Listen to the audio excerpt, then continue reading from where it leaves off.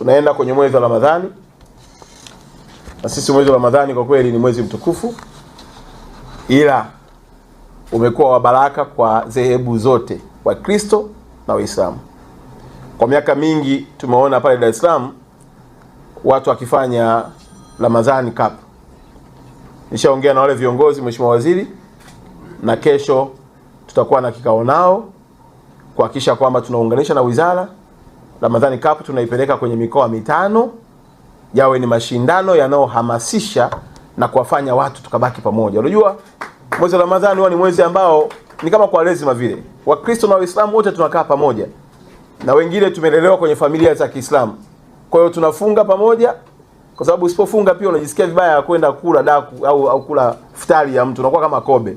Sasa sisi tungependa tutumie pia fursa hiyo michezo yetu iweze kutunganisha.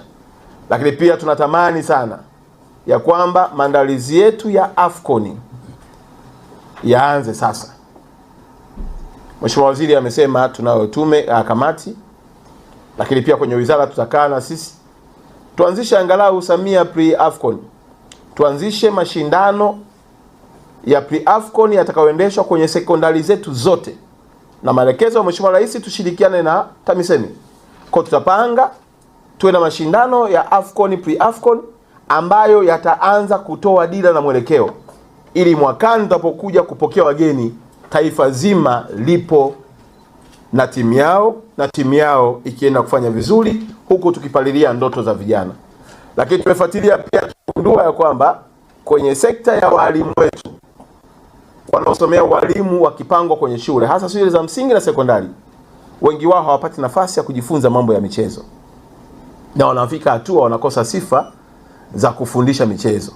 Tungetamani pia, na hili Profesa Kabudi tutakuwa wote kabisa, tutaiandaa pepa tuipeleke cabinet, tushawishi baraza la mawaziri lilizia kwamba sasa walimu wa shule za msingi na sekondari wanapokuwa kwenye vyuo vyao kule, wanaopenda mpira wanajifunza, wanatoka kama professional, ili wakienda kwenye mashule watutengenezee kizazi ambacho kimelelewa na mtu anayejua taaluma. Na ile certificate watakayoipata itawapa nafasi ya kuqualify kufanya daraja jingine la CAF, ili pia na shirikisho la mpira pamoja na CAF wawatambue kama wataalamu wa michezo katika namna ya kukuza michezo.